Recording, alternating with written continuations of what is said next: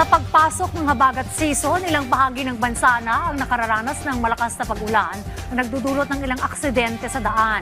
Ayon sa Land Transportation Office, nadagdagan ng mga kaso ng aksidente sa kalsada. Nang magsimula ang tag-ulan, kaya naman nagpaalala ang ahensya sa mga motorista na magdoble ingat.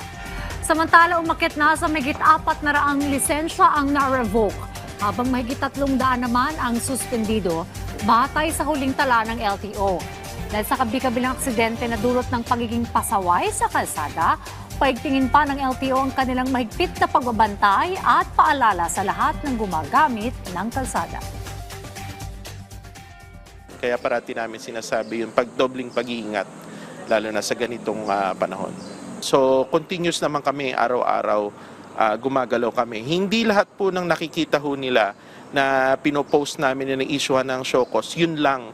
So, minsan umaabot po kami 10, 20 na nai-issuehan ng show cause. Kaya lang, syempre, sa dami, hindi na namin mai-post.